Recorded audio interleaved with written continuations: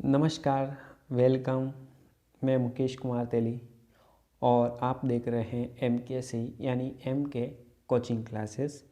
आज मैं आपके लिए राजस्थान के भूगोल जो है उसके संपूर्ण पाठ्यक्रम पर आधारित जो वस्तुनिष्ठ प्रश्न उत्तर पूछे जाते हैं प्रतियोगी परीक्षाओं के लिए, तो आगामी जो आपके रीट एग्ज़ाम्स हैं और अन्य जैसे कि second grade exam, CAT exams और भी राजस्थान के आने वाले जैसे LDC एग्ज़ाम्स है, हाई कोर्ट्स वाले एग्ज़ाम्स हैं, सूचना सहायक के एग्ज़ाम्स है, तो उनकी दृष्टि से जो भूगोल से प्रश्न पूछे जाने की संभावनाएं हैं।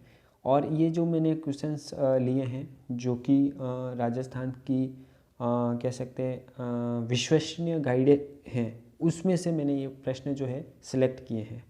तो ये हर एक टॉपिक पर अलग अलग दो दो तीन तीन क्वेश्चंस हमने लिए हैं और इस क्वेश्चंस को हमने जो है बेहतरीन ढंग से इसके अंदर एडजस्ट किए हैं। तो आप इस क्लास को शुरू से अंत तक ज़रूर देखें, क्योंकि ये क्लास आपके लिए आने वाली प्रतियोगी परीक्षाओं की दृष्टि से बहुत ही महत्वपूर्ण रहने वाली है। तो चलिए आज के क्लास की हम शुरुआत करते हैं। पहला क्वेश्चन आपका जो है वो स्क्रीन पर दिखाई दे रहा है। तो ये रहा आपका पहला प्रश्न स्क्रीन पर। अति आर्द्र जलवायु है ना, अति आर्द्र जलवायु जो है राजस्थान के किस जिलों के अंदर है, या फिर इनमें से कौन से जो ज़िले हैं वो अति आर्द्र जलवायु से संबंधित हैं। तो हमारा यहाँ पे जो ऑप्शन है दो वो सही होगा, क्योंकि झालावाड़ और जो बांसवाड़ा ज़िले हैं ये क्या हैं, अति आर्द्र जलवायु से संबंधित हैं। इसके अलावा डूंगरपुर, प्रतापगढ़ और जो आपका झालावाड़ कोटा भी पड़ता है, तो ये जो कुछ क्षेत्र हैं वो क्या हैं, अति आर्द्र जलवायु से संबंधित हैं। इसी प्रकार अलग अलग हैं आर्द्र जलवायु है ना, शीतोष्ण जलवायु, शुष्क जलवायु, तो अलग अलग हैं। तो इसी प्रकार इसका जो सही ऑप्शन है हमारा वो कौन सा सही होगा, दो ऑप्शन सही होगा। नेक्स्ट क्वेश्चन है, कोपेन के वर्गीकरण के आधार पर कौन सी जलवायु डूंगरपुर जिले से संबंधित है। फिर से हमने डूंगरपुर जिले से संबंधित प्रश्न लिया है, क्योंकि कोपेन की जो जलवायु वर्गीकरण है वो इस तरह से प्रश्न पूछने के जो है चांसेस ज़्यादा रहते हैं। तो इसका जो सही आंसर होगा वह यहाँ पे आपका ऑप्शन 3 जो है वह सही होगा, क्योंकि AW जो है ये डूंगरपुर जो बांसवाड़ा क्षेत्र है उससे ये क्षेत्र संबंधित है। नेक्स्ट प्रश्न है, नेक्स्ट क्वेश्चन है हमारा, राजस्थान के जो ज़िले हैं ना, ऐसे कौन से ज़िले हैं जिसमें लाल लोम मृदा पाई जाती है ना। लाल लोम मृदा जो है, जो मिट्टी है वो बांसवाड़ा और डूंगरपुर के क्षेत्र के अंदर पाई जाती हैं। और ये प्रश्न जो है इसका RPSC और जो RSS भी है, राजस्थान कर्मचारी चयन बोर्ड, उसके द्वारा ये बार बार प्रश्नों को पूछा जा रहा है। लाल लोम मृदा या फिर बांसवाड़ा डूंगरपुर के अंदर पाई जाने वाली प्रमुख मिट्टी कौन सी है। तो इस प्रश्नों को आपको ध्यान में रखना है, ये प्रश्न फिर से पूछा जा सकता है।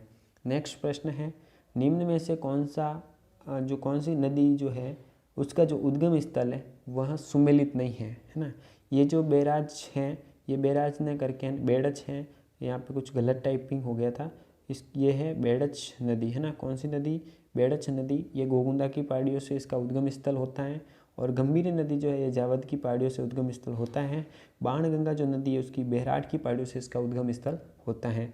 माही नदी जो ऑप्शन है ये गलत है, क्योंकि खमनोर की पहाड़ियों से तो हमारी जो बनास नदी है वह उसका उद्गम स्थल होता है, इसलिए आपका जो चौथा ऑप्शन है ये जो है ये सम्मिलित नहीं होगा। ठीक है। नेक्स्ट क्वेश्चन है, किस नदी को वागड़ व कांटल की गंगा कहा जाता है। यहाँ पे आपको मैं और एक चीज़ स्पष्ट करना चाहता हूँ कि वागड़ और कांटल की जो गंगा है ये माही नदी को कहा जाता है, तो ऑप्शन हमारा यहाँ दूसरा सही होगा।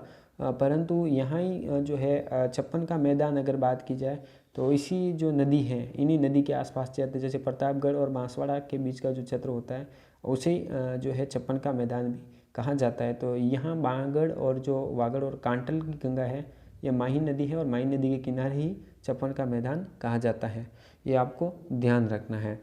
नेक्स्ट प्रश्न है, निम्न में से अंत प्रवाहित नदी कौन सी है ना। बहुत सारे ऑप्शन दिए हुए हैं, इसके अंदर अंतर प्रवाहित नदी कौन सी है जिसका पानी जो है किसी भी जो है कह सकते नदी के अंदर या किसी सागर के अंदर नहीं मिलता है। तो ऐसी कौन सी नदी है, तो ऑप्शन के अंदर आपको दिख रहा है, तो हमारा जो ऑप्शन दूसरा है साबी नदी, ये सही होगा क्योंकि ये अंत प्रवाहित नदी है। बाकी चंबल, सोम और जाखल नदी जो है ये पूर्ण रूप से नदियाँ जो हैं कहीं ना कहीं सागर के अंदर मिलती हैं। नेक्स्ट है कोलायत झील जो है वो किस जिले से संबंधित है, किस जिले में स्थित है। कोलायत झील की बात करें दोस्तों तो ये जो झील है ये बीकानेर में है और बीकानेर जिले से संबंधित है। नेक्स्ट प्रश्न है निम्नलिखित को सुमेलित कीजिए। ऑप्शन के अंदर वो अलग अलग दिए हुए हैं और जिसका कोड के अनुसार मिलान करना है। तो हम जैसे देखते हैं जो जवाहर सागर बांध है तो ये कहाँ है, तो ये अगर बात करें तो ये कोटा के अंदर होगा। दूसरा जो राणा प्रताप सागर बांध है ये चित्तौड़गढ़ के अंदर होगा।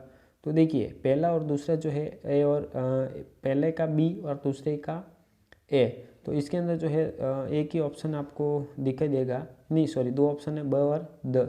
तो यहाँ देखिए दूसरा ऑप्शन बी है सही है हो सकता है, परंतु दूसरा जो डी और सी है और एक के अंदर सी और डी है ये आपको यहाँ पे क्या है कन्फ्यूज़न होता होगा। पर मैं आपको बताता हूँ कि उम्मेद सागर जो बांध है ये आपका पड़ता है भीलवाड़ा के अंदर और जो बजाज सागर बांध है ये पड़ता है आपका बांसवाड़ा के अंदर। तो हमारा जो ऑप्शन यहाँ पे ब है वह राइट ऑप्शन हमारा हो जाएगा। नेक्स्ट प्रश्न है राजस्थान में जीवन धारा योजना किससे संबंधित है। जीवन धारा योजना के बारे में प्रश्न है। जीवन धारा योजना का संबंध जो है ये राजस्थान में सिंचाई कूपों के जो निर्माण करने हेतु ये चलाई गई थी ये योजना। तो ऑप्शन हमारा यहाँ पे जो है ये स ऑप्शन जो है वो क्या होगा सही होगा। नेक्स्ट प्रश्न है राजस्थान के कौन से जिलों में क्रमशः जो खस और सेवन की घास है ये पाई जाती है ना। खस की घास मैं आपको बताऊं ये कहाँ पाई जाती है भरतपुर के अंदर। कहाँ पाई जाती है भरतपुर के अंदर है ना। और जो सेवन की घास है ना, सेवन की घास जो है ये पाई जाती है आपके जैसलमेर। कहाँ पाई जाती है जैसलमेर। तो हमारे ऑप्शन देखिए भरतपुर और जैसलमेर कौन सा है, ऑप्शन हमारा ब है। तो हमारा ब ऑप्शन क्या होगा राइट होगा।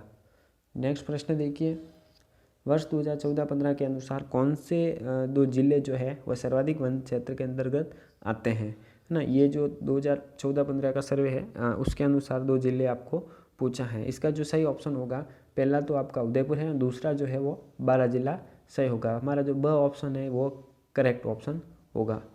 नेक्स्ट है जो कृष्ण मगर जो है ये किस अभियान के अंदर पाए जाते हैं। अच्छा प्रश्न है, लेवल का प्रश्न है, कन्फ्यूज़न आपको यहाँ पे हो सकता है।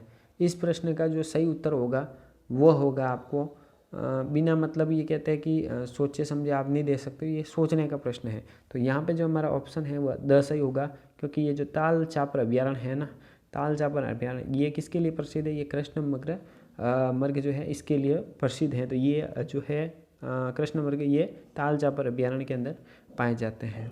नेक्स्ट क्वेश्चन है केंद्रीय शुष्क बागवानी संस्थान कहाँ स्थित है। केंद्रीय शुष्क बागवानी संस्थान ये जो है इसका जो सही ऑप्शन होगा वह आपका होगा इस प्रश्न के लिए मैं एक बार देख सकता हूँ क्योंकि ये प्रश्न आपको कन्फ्यूज़न कर सकता है। जो इसको साथियों जो सही ऑप्शन है वह ऑप्शन स सही होगा क्योंकि जो बीकानेर है वहाँ पे क्या है केंद्रीय शुष्क बागवानी संस्थान स्थित है। और आपको मैं बताऊं ऊँट कह सकते हैं ऊँट संस्थान कहाँ है ऊँट से संबंधित, तो वो भी जो है वो भी बीकानेर के अंदर आएगा है ना। ये आपको ध्यान रखना